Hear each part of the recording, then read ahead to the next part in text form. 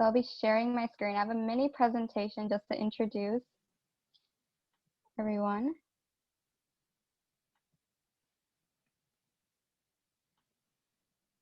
Can you see the screen? All right, awesome. Okay, so welcome to the webinar.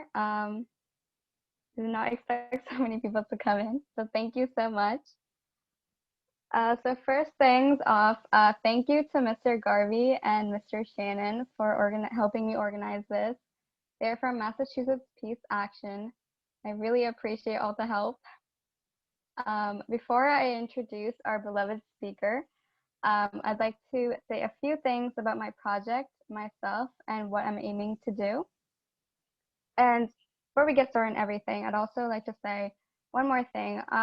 I know when we hear about Yemen, we're also hearing about the destruction, the chaos, and I'd like you to keep something in mind, that Yemen is not just a place where war is happening, but it's also a country of people, a country of culture, of monuments, of places of worship, and it's where all these young people still live with their hopes and dreams of a better future. So during this presentation, I know you're going to be faced with a lot of numbers, a lot of statistics, and devastating pictures, but there are actual people behind those numbers. And as we go through this presentation, all of you that took the moment to sign up for this webinar, you're not just looking at those numbers, you guys are caring about the people behind them, and you're taking the steps to learn about them. And that means a lot. So I appreciate all of you taking an hour out of your busy lives for this. So okay, so I'm a high school senior. My name is Pranita Polavarapu. I'm a Girl Scout of Northeastern Massachusetts. I'm working on my Goals Award, and this project focuses on bettering the community in a sustainable way. And I chose my project to be aimed on Yemen. So I picked this project because currently it's the worst humanitarian crisis in the world. And I think it's kind of surprising that there's very little light being shed on this topic. As a young student myself, I think there's a huge gap in the education system where we're not learning about all these current events. When I went to middle school, when I went to high school, I didn't learn about the Iraq War. I didn't learn about the Yemen War. These are things I had to find out for myself, which I think we need to kind of fix. I think that's a problem. We need to implement these into the curriculum. So the aim of my project is to propose a lesson plan into the middle school curriculum so young students like myself can learn about these issues from an early age and develop an interest in them in the future. Young people, we're the future voters, we're the future leaders, and these issues, they need to come into our discussion. So that is the aim of my project. I will be looking for volunteers, kind of to sort of work on the lesson plan with me, to be contacting middle schools. So if you would like to help out, my email and phone number is listed on this slide. So I'd love for anyone to reach out to me about this. Currently, the progress of the project, I have contacted a few teachers of my middle school in my community. But this project, I'm hoping for it to have like a widespread influence. So not just my community, but I hope to be influencing other towns also. So anywhere, whoever you are, wherever you are, I hope you will come into contact with me about this. So some statistics to start things off. If Yemen, I found this from the World Health Organization, and the data is from 2017. If Yemen was 100 people, I'm just going to be reading 4 numbers off this that I thought stood out to me. So 74 people would need humanitarian aid. 57 would have no access to clean water. 60 would be food insecure and at risk of famine. 53 would have no access to health services. This data is from 2017, so I mean, under the pandemic, you can only imagine how worse it must be now. So I hope this convinces you on how urgent this problem is and how we all need to concern ourselves with it. Now, this is something that basic needs like water, food, healthcare, these are basic needs that all people need. And the fact that majority of the population there, higher than 50%, is going through this, it's an issue. So our speaker today is Professor Al-Adeimi. She is an assistant professor of education at Michigan State University. For 5 years, since 2015, she's played an active role in raising awareness on Yemen, where she was born. She works to encourage political action to end US military support. So I really appreciate such a knowledgeable person coming in and sharing her knowledge with us. So without further ado, Professor, the floor is all yours.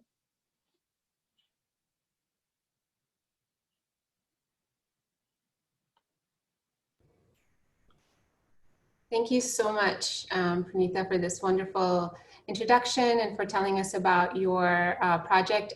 I'm always inspired by young people like you who are learning about Yemen for the first time. You know, for me, 5 years ago, of course, is a long time, but for you, 5 years ago was, you know, middle school, or I work with pre-service teachers and that was high school for them. And so it's a whole lifetime, and yet this war continues. And so I really appreciate it when people are, you know, young and old, and people who've been protesting war for many, many years and decades and still find the time to, you know, learn more and work on ending US atrocities around the world. So I'm very appreciative of everyone here. Some of you were here the very first time I spoke about Yemen publicly. I remember your faces in the audience back in Boston in 2016. And I appreciate your continued support. I didn't think this was going to last that long. I don't think any of us did. And we've still got a lot of work to do. So I'm going to share my screen. And of course, some of you have already heard a lot of the context, and I know that others may have not. And so I will go through some context. If you feel like I'm going too quickly, please don't hesitate to ask any clarifying questions. I can pause and clarify anything, and then we'll do the question and answer at the end. So today I want to talk about an overview of events leading up to 2015, the Saudi-led intervention, and then I'll talk more about the intervention, what it looks like, who's involved, US complicity in the war itself.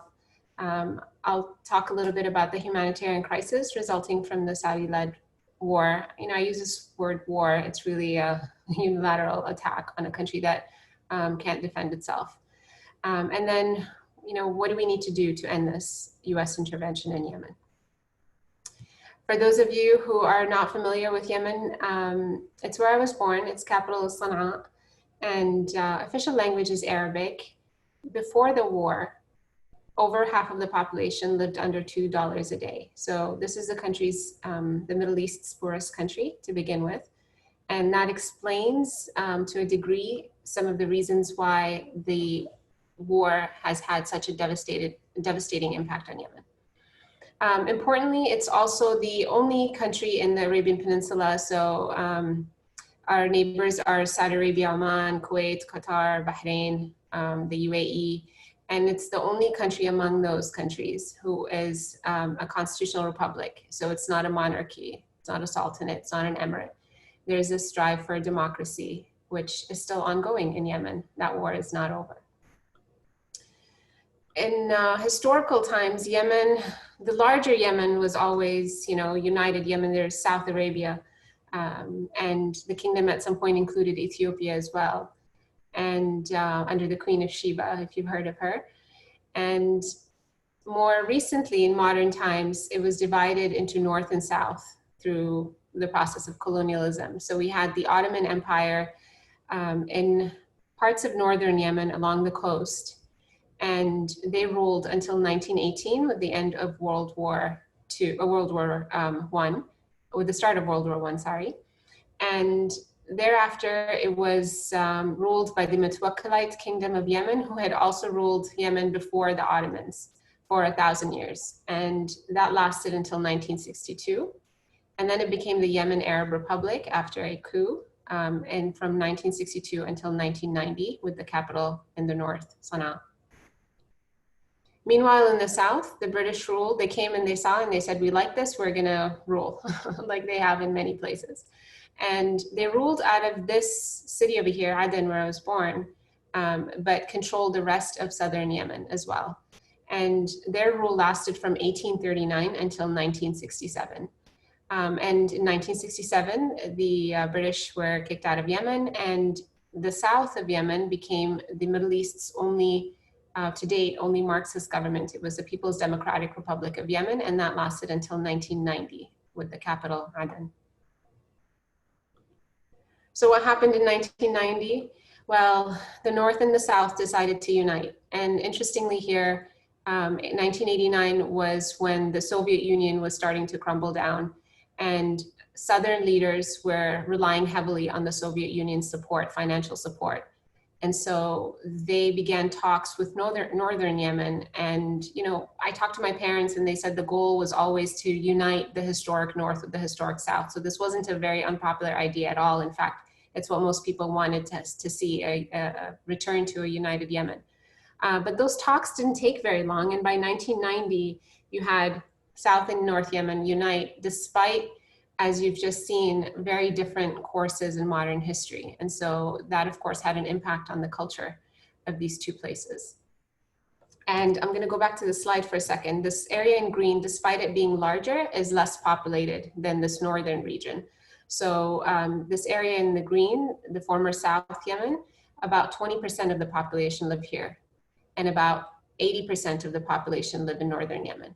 And that was actually one of the reasons this unity didn't last very long. By 1994, so it was united under the president of North Yemen, who was Salah. He had been ruling since 1978. And by 1994, the South declared secession from the North.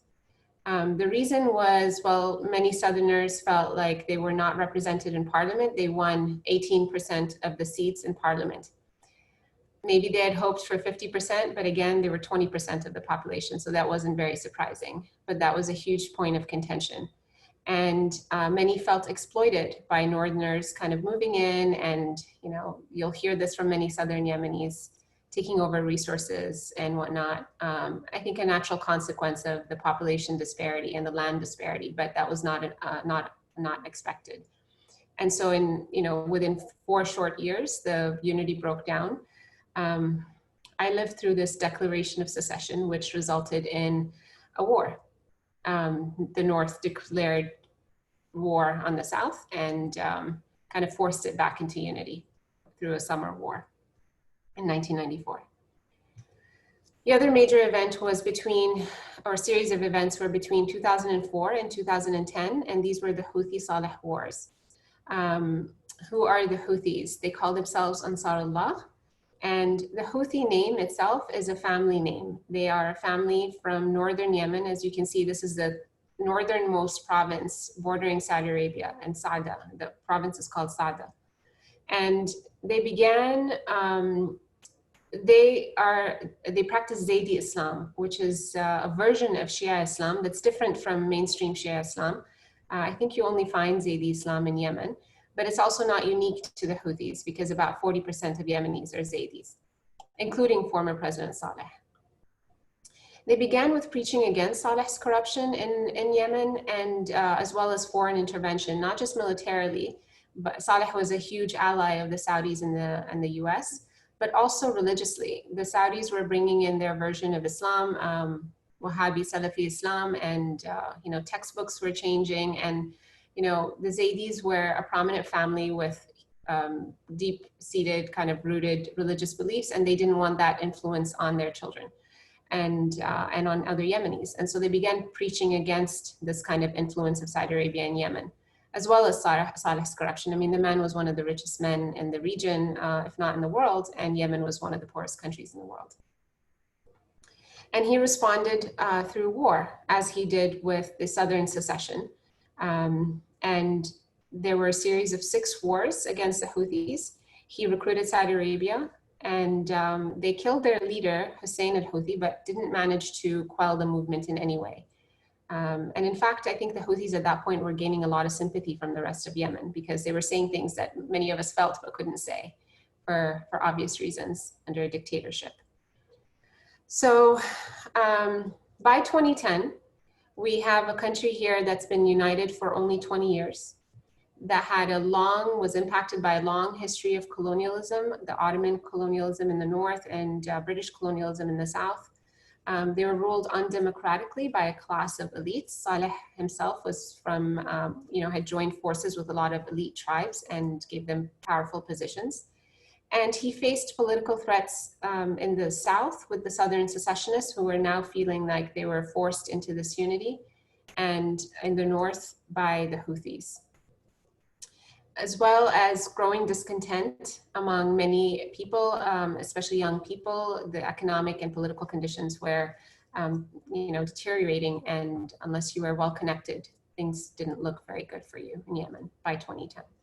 So then when our Arab and North African brothers and sisters in Tunisia and Egypt began to revolt in 2011, it wasn't surprising that Yemenis also felt like this might be their moment, along with Bahrainians and Syrians and other Arab countries in the region. Of course, you know that the story wasn't so neat at the end, right?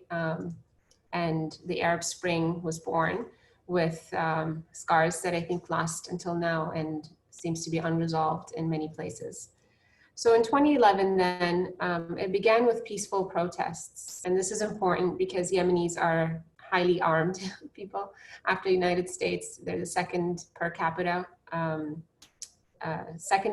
country per capita who has with arms. And it's not very difficult to gain, heavy arms in Yemen. You just have to know someone who has a tank, basically. And so importantly, it was a peaceful protest until several months later, when Saleh's former allies, the Islamist party, the Salah party in Yemen, saw an opportunity to kind of oust him and gain power for themselves, and kind of joined the protesters, but there began to be armed clashes in May of that year. And that led to an assassination attempt on Saleh. And after recovering in Saudi Arabia, he finally agreed to resign in November of that year and transferred power to his vice president, Hadi. Now, importantly, Saleh got a pretty good deal with negotiations that took place with the Saudis and the UAE and the Gulf countries. He got to remain in Yemen, was exempt from any prosecution for crimes, and importantly, he remained in control over large parts of the Yemeni army. And so he was still the most powerful man in Yemen, and now he just got to sit back and see what would happen when he wasn't in power anymore. Meanwhile, Hadi was given the opportunity to rewrite the constitution, bring different groups together. He was given a period of 2 years. Hadi is the current UN recognized president of Yemen. He's been in this role since 2013. His role ended in 2015. He resigned at some point in 2015 and then took back his resignation. But this man was Saleh's vice president since that 1994 summer war that I talked about earlier. He had served as Saleh's Minister of Defense, and it was very symbolic for Saleh to send a Southerner to take over the South. Hadi was that man. And as a reward for winning back the South, he became vice president and remained in that position from 1994 until Saleh transferred power to him in a one-man election temporarily in 2011. So what happened then in 2015 was we had Saudi Arabia intervene in brewing conflicts in Yemen. So by the end of 2014, I'm missing a slide here, so I'm going to talk through it. By the end of 2014, the Houthis were kind of getting frustrated by Hadi's inaction. And they essentially staged a kind of military, some people call it a coup, but they marched towards Sana'a unopposed And it was surprising that they were unopposed because, you know, here were enemies of Saleh, right? They had fought in these 6 wars. Saleh still maintained a lot of control over the military, yet they didn't get any, they didn't face any opposition when they took over essentially the capital Sana'a. And they were trying to apply pressure to Hadi to try to move things along. They put him under house arrest. Before that, there seemed to be signs of, of a deal that was going to work out. They signed a unity deal, a power sharing deal among various factions in Yemen. But Hadi got frustrated. I guess he didn't like being under house arrest and kind of resigned, fled to the south, and within days, the Saudis had intervened. The Saudis called it Operation Decisive Storm. They put a coalition together with themselves, the United Arab Emirates. Qatar was in that coalition until they were kicked out in 2017 when they had their issue with Saudi Arabia. Bahrain, Kuwait, and then Morocco left in February of 2019, Egypt, Sudan, and Senegal. Initially, there were countries on that list who had to clarify that they weren't, in fact, part of the coalition, like Pakistan. I think the Saudis assumed that Pakistan would be part of that coalition, and Pakistan was like, no, we're not on that list, remove us. They also hire mercenaries because Saudi soldiers and UAE soldiers are actually not on the ground in Yemen. So they hire Yemeni mercenaries, as well as academy mercenaries. This is ex-Blackwater, Eric Prince. He operates out of the UAE currently. And he has mercenaries that he hires from Colombia, El Salvador, Australia, South Africa, Panama, Chile, United States, etc. These are all documented cases of mercenaries working for Blackwater. The coalition partners, they're not officially part of the coalition, but they might as well be. These are countries that include the United States, the UK, and France, who are actively participating in basically every step of the way, and I'll talk more about that in a minute, as well as Eritrea, Djibouti, and Somalia, who provide their bases and their airspaces to the Saudi-led coalition. And initially, and also the Yemen government, Hadi and his allies in the Salah party, everybody who opposed Saleh essentially and opposed the Houthis. And they are supported financially by the Saudi-led military, and they're based in Saudi Arabia for the most part. Initially, the rebels included a very unlikely alliance of Saleh and his former enemies, the Houthis. And this lasted until the end of 2017 when he kind of turned on them and they killed him. So now it's the rebels are only the Houthis and the tribal forces that support the Houthis in their war against Saudi Arabia. This isn't the first time Saudi Arabia has intervened, and I think many people don't really understand that about Yemen and Saudi relations.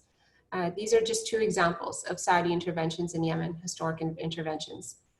Back in 1962, when there was a coup against the Yemeni kings in North Yemen, they deposed the Imam or the king of Northern Yemen in a coup d'etat in 1962. These were Revolutionary Guards.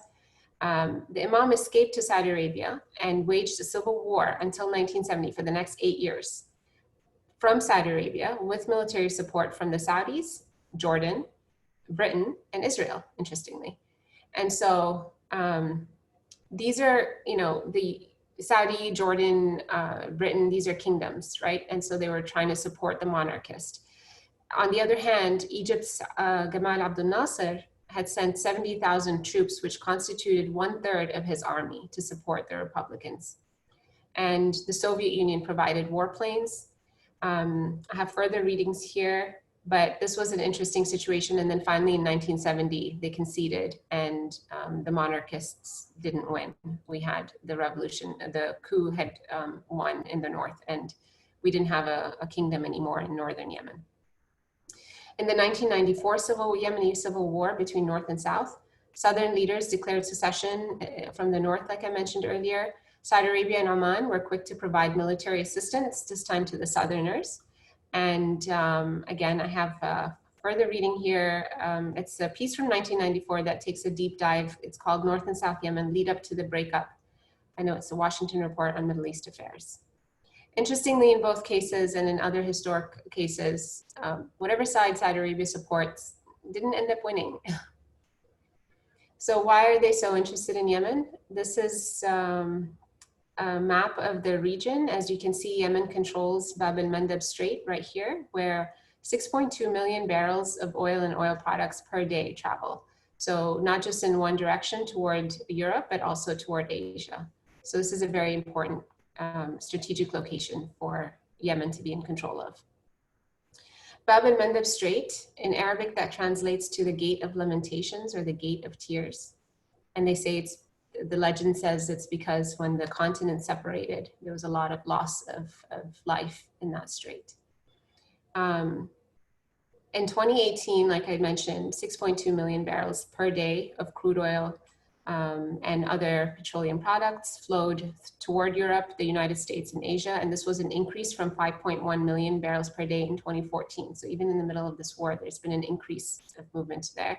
This accounted for 9% of total seaborne traded petroleum in 2017. And interestingly, in 2017, China built its first and only to date military base right here in Djibouti, which is the other side of that strait. And the negotiations began shortly after the war broke out in 2015. And this, I was reading an article, I think, this New York Times article over here from 2017 talks about US officials being blindsided by this agreement that the Djiboutis agreed to China having a base over there. You'll notice I haven't mentioned Iran once, but I'm sure people will ask about Iran's role. You hear about proxy war, Iran-backed Houthis or Iran-allied Houthis every time you read any article. Just Google any article, unless it was written by me, and you'll hear these, you'll read these terms. Points to consider: both the Iranians and the Houthis have always denied material support from Iran, but they've not denied that Iran supports them in other ways. So media support, for example, or getting on Skype and showing them how to make, put a drone back together that they've shot. They've not denied that kind of support. But there have been no Iranians captured or killed in Yemen in over 5 years, no Iranian weapons found in Yemen. And again, how could they when Yemen is under land, air, and naval blockade by the Saudi-led coalition and possibly also by the US Navy? There are big questions about that haven't been answered yet. There's basically scant evidence of Iranian involvement in Yemen versus this overwhelming, irrefutable evidence of multi-country coalition backing Saudi Arabia. And so when you hear Iran backed, it absolutely does not mean the same thing as US or Saudi backed. These are not equivalent statements at all. The US has been deeply complicit in this war. The US has been providing training to Saudi soldiers. They've advised Saudi military and personnel. They provide targeting assistance, literally in the command room, providing targeting assistance. They maintain, repair, and upgrade vehicles and aircrafts, whether they were sold by the US or not. So even the ones that are sold by Canada, let's say, or France, they get updated and repaired by the US through military contracts that they have in the kingdom, which total at least $120 million per month. These are additional contracts outside of weapon sales. And there was evidence of US Special Forces or the Green Berets at the Saudi-Yemen border, which of course implied direct combat support. And until November 2018, the US was providing mid-air support to the Saudis, mid-air refueling support. And it currently still trains UAE pilots. As for weapon sales, there was $115 billion sold in weapon sales under the Obama administration to the Saudis alone. We're not even counting the UAE or other coalition countries. And Trump claimed $110 billion in Saudi arms sales, but it's not clear how long that contract is, over the next 10 years, I think, or so. This article by Alex Kane of In These Times kind of explores the relationship between all of these US companies, weapon companies, and the war in Yemen specifically, and he traces how much they made additionally from this war in Yemen. And the big players here are Lockheed Martin, Raytheon, General Electric, General Dynamics, and Boeing. So, humanitarian crisis. How do I describe to you what this, I mean, I honestly don't know how to describe to you what impact this has had on my country. It is called the world's worst humanitarian crisis by the UN. Since the arrival of COVID in Yemen, cases have been, of course, severely underreported because there's no way to systematically trace or report. But what we do know is that from the cases that are recorded, the death rates are nearly 30%, which is significantly higher than anywhere else in the world. Yemeni hospitals are barely functioning, so about half of them have been bombed. The other half are barely functioning at 10% capacity. There are about 500 ventilators, I think, in the entire country of 30 million people. And so even though COVID, the first case was recorded in April, which was relatively late, that's due to the blockade, flights restricted flights in and out of the country. It has the potentially it's causing a lot of devastation, and we don't even know how much devastation, given that there are currently several other outbreaks. So there's cholera outbreak, the worst of its kind in modern history. There is a H1N1 outbreak. There is a dengue fever, diphtheria, and most recently an outbreak of polio. And so the healthcare professionals are barely able to manage. How many people have been killed has also been unclear. This article from 2019 says that Yemen death toll to surpass 230,000 by the end of 2019, according to a UN report. But if you look up how many people have been killed, you'll read the statistic from ACLED, ACLED organization, that says over 100,000 people have been killed in the violence, and at least 85,000 children between ages of 0 and 5 have starved to death. But then where are figures like this? We don't know, because there is this pressure to underreport cases. For a long time, the UN was only reporting 10,000 deaths.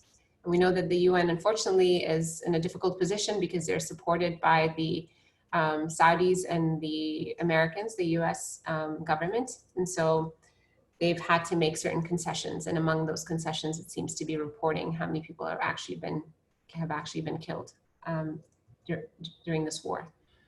This graph from UNICEF says that 12.2, focused on children, 12.2 million children are in need of humanitarian assistance. Before COVID, at least 2 million children were out of school, and around 2 million children under the age of 5 were malnourished. And this is an updated statistic, Pranita, from ICRC. If Yemen was 100 people, 80 would now need aid to survive. 66 have almost nothing to eat. 64 have no access to healthcare. 58 are without clean water. 11 are severely malnourished. But Yemen is not 100 people. Yemen is over 30 million people.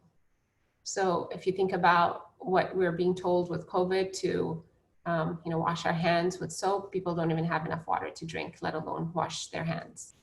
And diseases like cholera and diphtheria spread because of contaminated water. And so the other crisis going on is a fuel crisis. So there are ships that are filled with fuel that are waiting to load into Yemen. They have received their UN clearances, and the Saudis say, no, we're not letting you into the country. And so hospitals shut down, water pumps shut down, anything you can think of that requires fuel to operate ends up shutting down.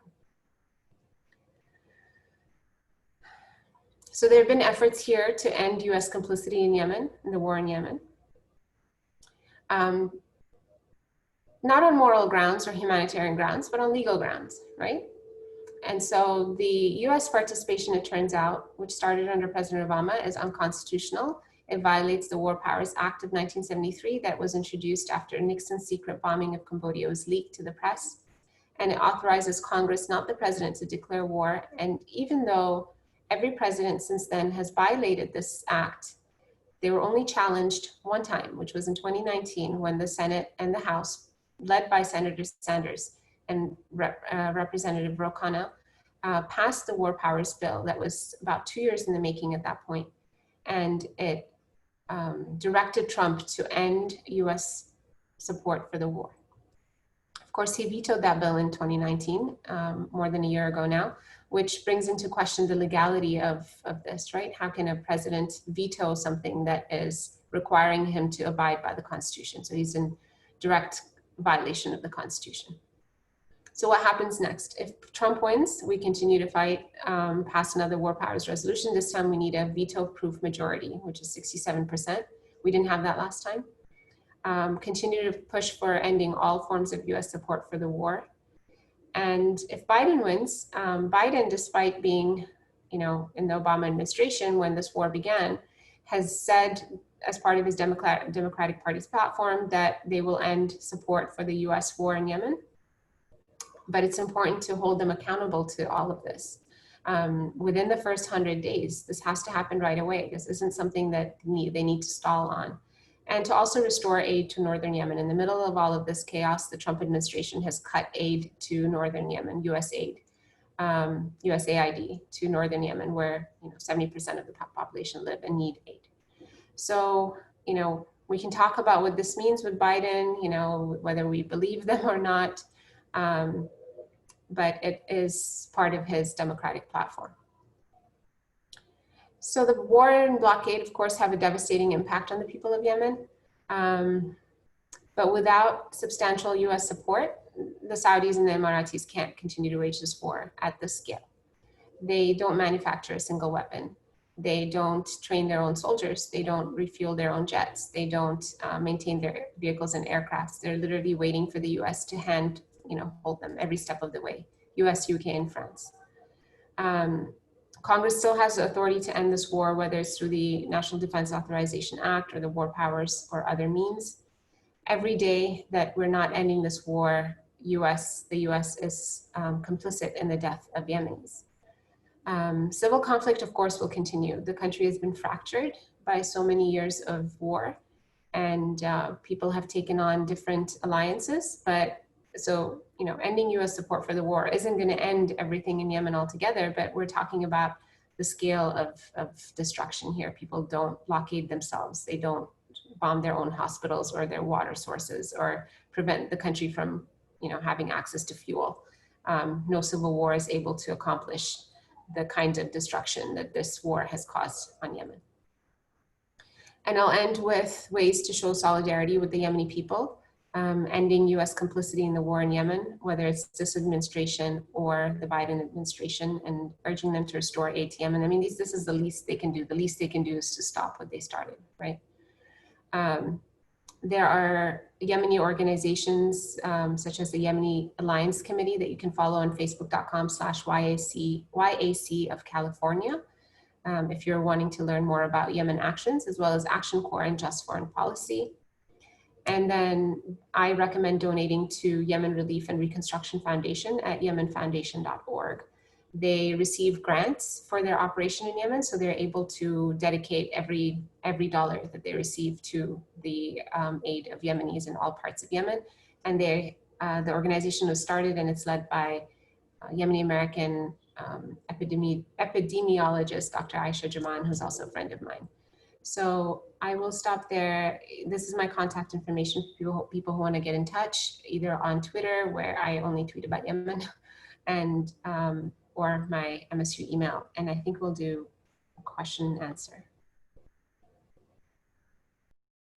So if you have a question, you can just type in the chat, or you can raise your hand using the participant button. I think there's an option to raise your hand or do any hand sign. And then I think Brian or I will call on you, and in the chat, either of us can read the questions out loud.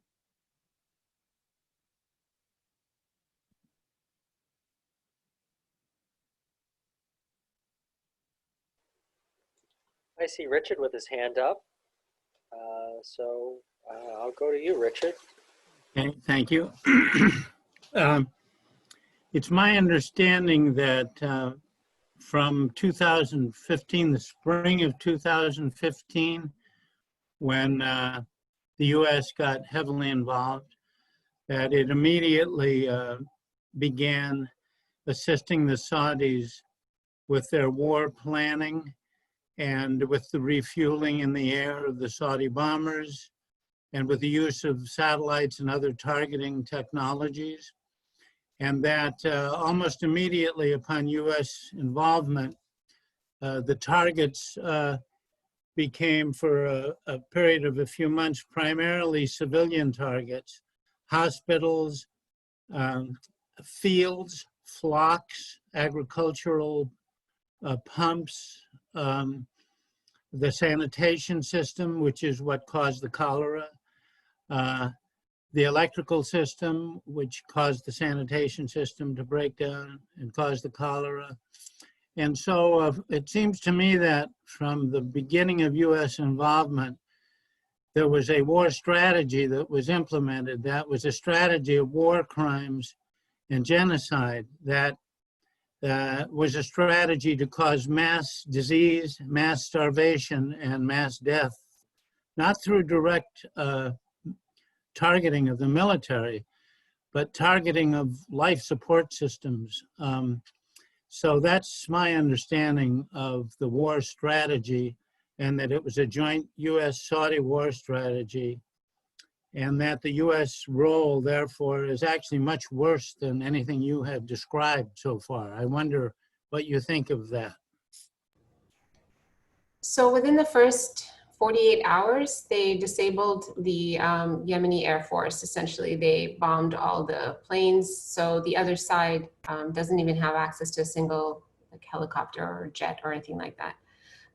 So the military assault was basically done within the first 48 hours. And since then, you're right, they have targeted civilian structures and water resources and food production companies, businesses, for example, that produce food. Agriculture. Now, it's important to remember that Yemen imported 90% of its food before the war. And so the most devastating aspect has been the blockade. The easiest way to starve the entirety of Yemen is through the blockade, and that's what the US has been supporting the Saudis in doing. Is it a genocide? I would say absolutely, because here's a unilateral attack on an entire country with the goal of using starvation to get them to concede, to essentially agree to this occupation. It's not called a genocide by other people, but it's also, people are also not calling out the real numbers either. I was in a, I'm not sure how much I can say, but there is evidence that the US intervention to begin with was kind of like a,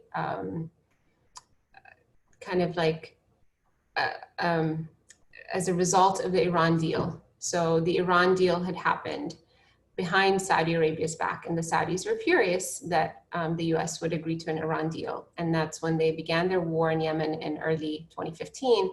And the Obama administration was like, okay, fine. But I think whether it was the Saudis or the United States, they were under the impression that this will be over within a couple of months. They didn't expect that much resistance. They didn't expect any resistance at all, in fact. They figured they have the UN recognized president in their hotels, and so they have all the legitimacy that one can get, and that there wouldn't be much resistance. They didn't expect this to turn into such a humanitarian crisis. And at every step of the way, they've just shown how much they're willing to use cruelty and brutality as part of their war strategy that you're describing. So I don't think that was the intention at the beginning, but once they saw that there was going to be resistance, they started to attack the farms and the hospitals and the production and the fuels, and implement the blockade to try to force the Houthis essentially to surrender fully to the Saudis, and that still hasn't happened. I disagree. I think it was the strategy from the beginning of US involvement, because the concentration on civilian targets and economic targets and health targets started in April of 2015, just as right away, as soon as the US got involved. So to me, that means it was a deliberate strategy from the beginning. I think we're in agreement. I think we're in agreement. We're just talking about a matter of days here. So March March 26th to April 10th, they were targeting military. Military, and then that was done very quickly, 48 hours, and they were able to disable the Yemeni military. And then they, directed their attention to everything else that civilians would need. So I absolutely agree with you. Okay, thank you. Mm-hmm. Next is a question in the chat from Hayata Mom. Who are the Yemeni protagonists on the other side of the Houthis, the ones whom the Saudis pretend to support? And she also asks if you can make your PowerPoint available for us. So the protagonists, the other side of this, are the Hadi government, who is supported by the Saudis financially. They don't have any say in any of this, by the way. They have to seek permission from Saudi every step of the way. So this isn't, them fighting this fight on behalf of the Hadi government like this, like the Saudis like to say. This is just the Hadi government kind of being a total, nothing but a puppet government in the hands of the Saudis and are being financially backed by the Saudis. The UAE has found an interesting group to support in the middle of all of this, which I didn't go through in this talk. And that's the Southern secessionists. I mentioned that there was a war in the South and many people still felt like this was a forced unity. And the Southern secessionists in 2017 gained the financial backing of the UAE and have since posed a true opposition to the Hadi government in Southern Yemen. So in Southern Yemen, you have the Southern Transitional Council, which are the separatists. They're backed by the UAE. You have the Hadi government or officials of the Hadi government. Hadi himself is based in Saudi Arabia. He cannot set foot in Yemen without probably being assassinated. And so he is based in Saudi Arabia and is financed by Saudi Arabia. And then you have groups like ISIS Al-Qaeda, who at times the Saudi-led coalition actually worked with at the beginning of the war to kind of fight against the Houthis as ground support. And they have since gained a lot of strength in the South, of course. And so you have all of these groups vying for power in the South, and in the North you have the Houthis. The Islah party, the Islamist party, they're also based in Saudi Arabia, and they're supported financially by them. And so those are the kind of the other side of this. And then, majority of Yemenis don't really care one way or the other. They just don't want war, or they don't want, even if they don't support the Houthis, they don't want Saudi foreign military intervention in Yemen. PowerPoint, I can make a version of this available online, yes. And there's a question here from Mike, while acknowledging that Trump is probably worse in almost every way, do you think that a Biden administration would be better? Have you seen evidence they really would want to stop arming Saudi Arabia and actively pressure them to stop their siege on Yemen?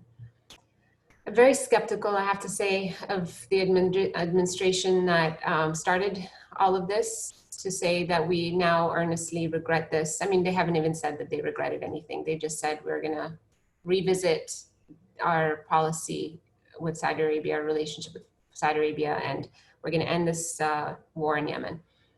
I have asked if they're gonna do this all, they're saying end weapon sales, or they're also gonna end intelligence sharing and all forms of support, and they have told me that they do plan to do that within the first half of 2021 if they win.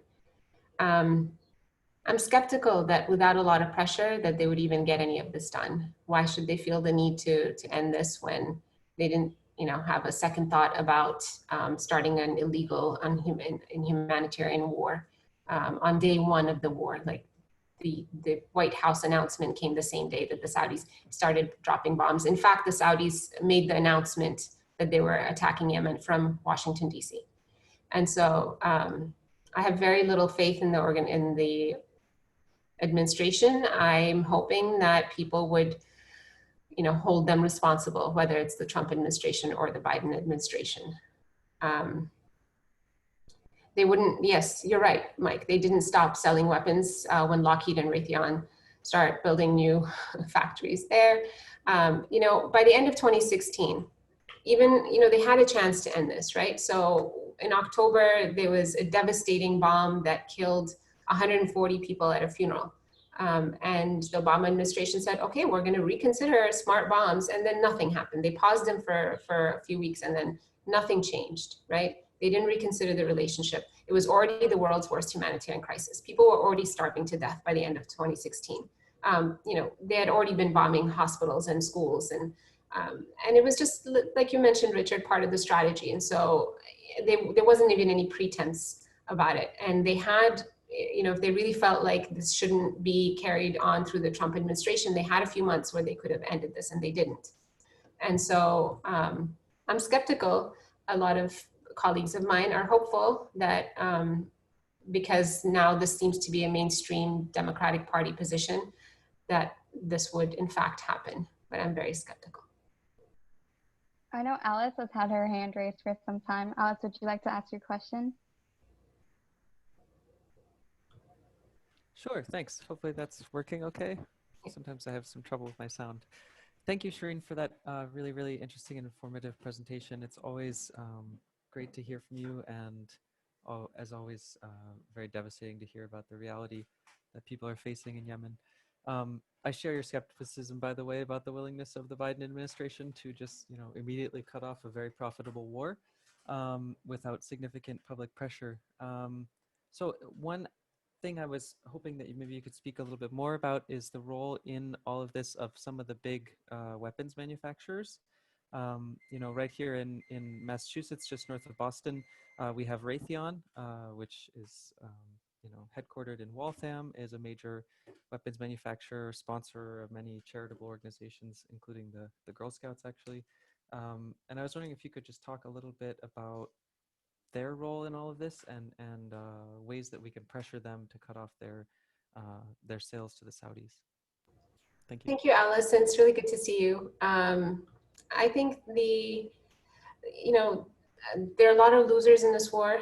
Obviously, the Yemeni population, right? People have lost their lives and their livelihoods and their futures and their homes and their jobs and everything you can imagine.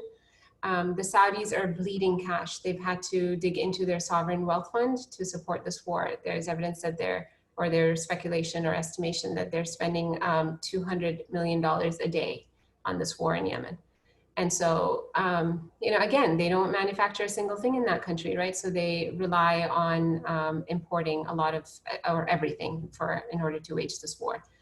And even troops on the ground, they don't send their own soldiers on the ground. They hire mercenaries. And so they've lost a lot in this war. The US took a beating to its reputation, I would say. So have countries like Canada, who have profited tremendously, of course, from weapon sales. And the Trudeau government refuses to end those contracts with the Saudis. But the biggest, the only groups here that seem to have gained a lot have been the weapon manufacturers. Lockheed Martin, who dropped that bomb on the school bus a couple of years back, if you remember. A school bus with 44 children, boys, between the ages of 6 and 12 were killed, and that weapon was a Lockheed bomb. Raytheon has bombed countless schools and hospitals and weddings and funerals, and Raytheon, like you mentioned, is big business in Massachusetts.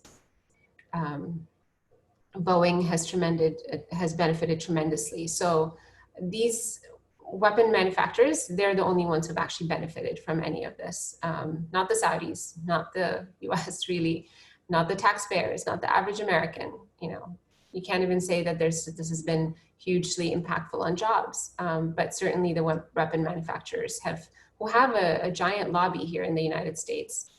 For a long time, Rhode Island was opposed to any measure to end support to, they were selling cluster bombs from Textron in Rhode Island. And so, they should be one of the biggest target for our efforts to shed light on the devastation that they've caused to Yemen through this relationship, that very ludicrous,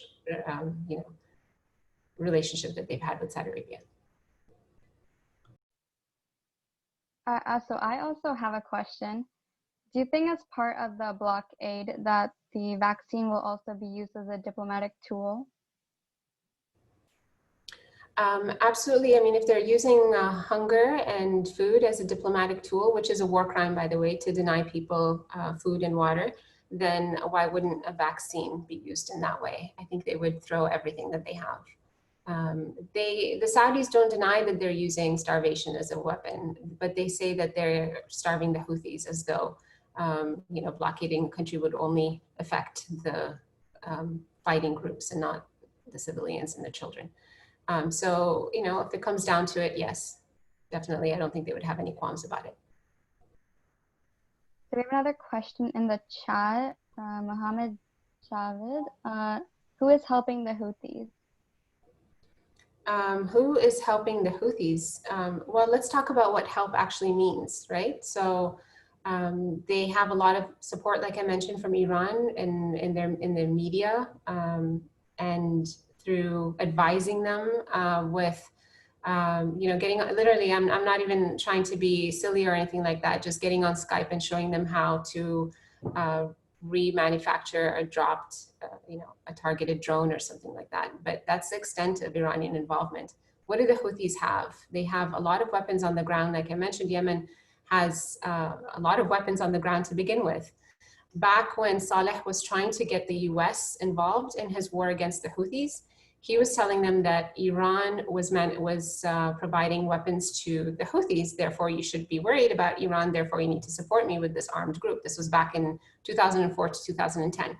And if you read WikiLeaks, the US ambassador at the time decided that he was going to do his own investigation. And they thought, well, before the US begins supporting them, let's just see if Iran is in fact supporting the Houthis. And they found that the Houthis were purchasing their weapons from the black market in Yemen, from the Yemeni military. So the Yemeni military was getting a lot of support from the US in the form of free weapons, basically to fight Al-Qaeda. Because again, Saleh was such a big US ally, and Saleh was stockpiling all of these missiles for 30 years or more. And the Houthis would just go around and buy the weapons from the Yemeni army through the black market. And they're still using those weapons. It's not like they're getting new weapons. Their weapons have not caused any civilian destruction outside of Yemen. So they've sent a few missiles to Saudi Arabia every now and then. There hasn't been a single Saudi civilian casualty in all of this. So to suggest that they're receiving a lot of aid, I mean, where's the evidence of that? There's not a lot of evidence of that.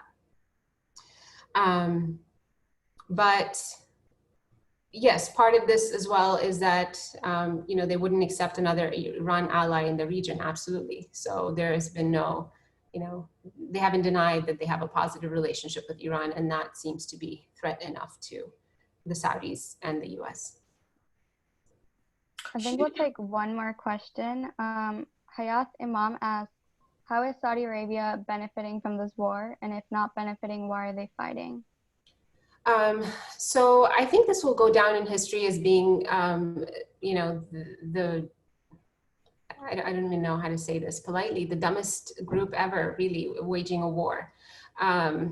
They thought they were waging a war against this poor, malnourished, backward country in their eyes, who they've tried to oppress and suppress for decades, right? Meanwhile, their country is, benefited from oil and all of that. And they thought that they weren't going to get any resistance. They thought that it was going to last a month or so. They called it Operation Decisive Storm. Storm comes and goes. A storm doesn't stay for 5.5 years. And the naivete of Saudi Arabia is just on global display here. As well as their arrogance, because we have this crown prince who within 2 months of gaining power as, at the time, defense minister and deputy crown prince, his son has since upgraded himself to crown prince and is de facto ruler, he decided he was going to wage this war in Yemen as a resume war, and thought that there weren't going to be any consequences to his, to his folly, like you say, Brian. But of course, this wasn't the calculus, and it's very embarrassing for the Saudis to admit defeat to a group of people who, like I said, don't even have, a plane, let alone any of this, of the money and the weapons that the Saudis have and have been using to destroy Yemen. And so they just continue hoping to gain something, anything. They now control a northern province, or they're vying for control of a northern oil-rich province in Yemen called Ma'rib. And last I heard that they're hoping that they could at least get that from the Houthis before they leave. But I don't think the Houthis are going to agree to anything. They have South Yemen, and they've devastated South Yemen even with all of their promises. They're trying to take over Socotra, the island to the south of Yemen. The Emiratis are, I think they're trying to use it for tourist purposes and whatnot. So the Emiratis, I think, are playing the long game, trying to control the gas liquefaction plants, the potential gas lines across the country. The Saudis are just bombing and hoping that they would win, and it just doesn't seem to be working out in their favor. Okay, and Paul has a question, and after that, I think we can end it there.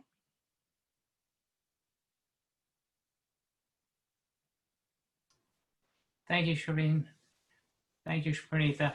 I just wanted to ask, are the Saudis fighting in southern Yemen as well? Because I don't believe, do the Houthis have any presence in southern Yemen? Or are the Saudis fighting against the southern secessionists? What is the nature of the Saudi war in southern Yemen? So the Saudis managed to, and the Emiratis and their coalition managed to gain control over the south in July of 2015, so just months into the war. And since then, it's been in complete chaos in the south with different factions, like I mentioned earlier, with the southern secessionists being having de facto rule over Aden, the province, the capital, the former capital of the south, with Emirati support. There have been clashes between them and the Hadi government, which are Saudi-backed. And again, what is the UAE doing, supporting a secessionist when they're claiming to want to restore the legitimate president of Yemen? Like, how are they not rebels just as much as the Houthis are to them, right? But the Emiratis are playing both sides here. And but the Houthis themselves are not fighting in the south. They have gone as far south as Al-Bayda, which is a province that is kind of like at the south-north border, and Taiz as well, which is south-north border. And their missions there have been to get rid of Al-Qaeda, and they've been very successful in getting rid of Al-Qaeda elements in all of northern Yemen and in the provinces, most recently in Al-Bayda. But they are not looking to recapture the south from the Saudis or the Emiratis or whoever happens to control it at this point. Is Saudi Arabia bombing in southern Yemen? No, they haven't been bombing, but the security situation is terrible. So I have a lot of family in South Yemen, and there's not bombing unless there are clashes between the two groups of the separatists and the government allies. But there's a lot of assassinations that the UAE has carried out. They run a lot of secret prisons that the AP investigation showed they were using torture and sexual torture and whatnot. They're playing police in the south, the UAE is. So thank you everyone for coming. That is the end of today's session. Just one more thing before you all leave. I think now more than ever, this information is more than important. We have the election coming up. So I think one thing is to consider the perspectives of both candidates on this issue. Maybe they'll change your mind, maybe it won't. But I think this is an important factor in that decision. Thank you everyone for coming.